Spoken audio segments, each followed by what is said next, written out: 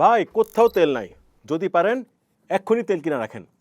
রাজধানী ঢাকা সহ দেশজুড়ে পেট্রোল পাম্পের সামনে ঘন্টার পর ঘন্টা লাইনে দাঁড়িয়ে থাকা চালকদের মুখে দেখা যাচ্ছে আতঙ্কের ছাপ। সেই আতঙ্ক ছড়িয়ে পড়ছে দেশ জুড়ে অলিতে গলিতে। কিন্তু সত্যি কি বাংলাদেশে তেলের সংকট, নাকি শুধু গুজব আর অতিরিক্ত আতঙ্কে তৈরি হচ্ছে অস্বাভাবিক এক পরিস্থিতি?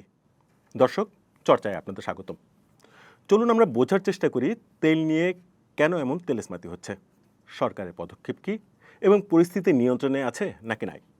মধ্যপ্রাচ্যের উত্তেজনা ছড়িয়ে পড়ার পর থেকে দেশে শুরু হয়েছে অতিরিক্ত তেল কেনার হিড়িক।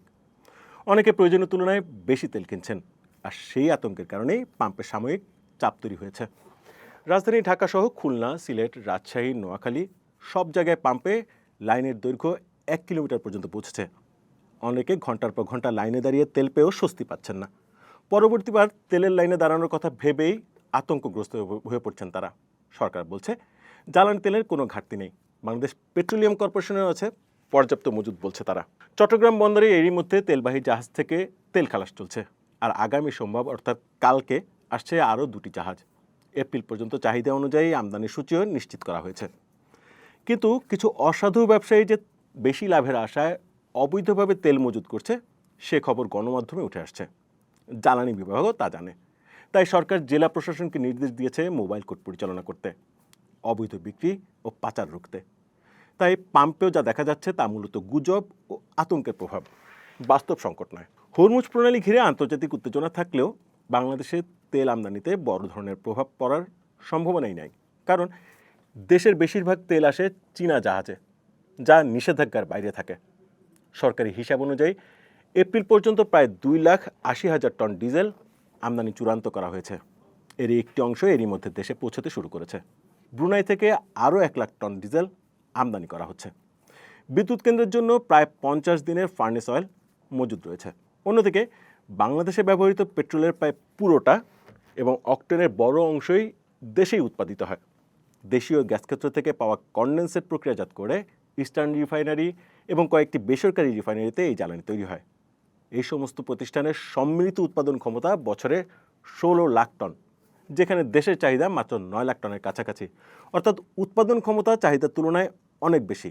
দর্শক, নিশ্চয়ই আপনি পরিষ্কার যে ব্যক্তিগত যানবাহন, প্রাইভেট কার, মোটর সাইকেলে আমরা যে পেট্রোল ও অকটেন ব্যবহার করি তা নিয়ে শঙ্কিত হওয়ার কোনোই কারণ নাই। তারপরেও সম্প্রতি দেখা যাচ্ছে সামাজিক যোগাযোগ মাধ্যম ও বিভিন্ন গণমাধ্যমের সাবধানতামূলক সংবাদ থেকে অতিরিক্ত আতঙ্ক তৈরি হচ্ছে।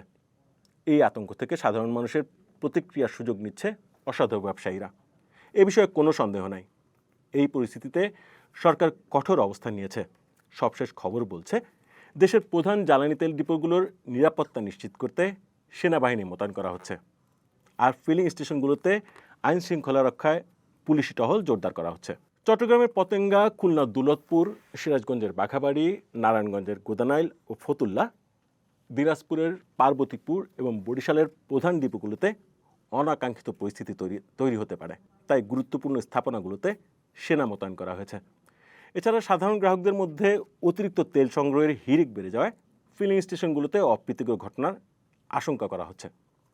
তাই সার্বিক আইনশৃঙ্খলা পরিস্থিতি বিবেচনায় সারা দেশে সকল ফিলিং স্টেশনে পুলিশি টহল জোরদার করা হয়েছে। তারপরও আতঙ্কিত হয়ে অতিরিক্ত তেল মজুদ না করার পরামর্শ দিচ্ছে বিপিসি। সব মিলিয়ে বাংলাদেশের তেলের বাস্তব কোনো সংকট নাই। বাজারে চাপ তৈরি হচ্ছে মূলত গুজব, আতঙ্ক এবং অতিরিক্ত কেনাকাটার কারণে। সরকার নজরদারি বাড়িয়েছে, নতুন জাহাজ আসছে, সেনা ও পুলিশ মাঠে আছে এবং সরবরাহ স্বাভাবিক রাখা হচ্ছে। অর্থাৎ জ্বালানি বিশেষজ্ঞরা বলছেন আতঙ্কিত না হয়ে তথ্যের উপর ভরসা করেই সিদ্ধান্ত নিতে হবে ভোক্তাদের। দর্শক, জ্বালানি খাতের আরও অনেক সংবাদ পেতে এবং বিশ্লেষণ পেতে চর্চার সাথে থাকুন। চর্চা পড়ুন, চর্চা দেখুন।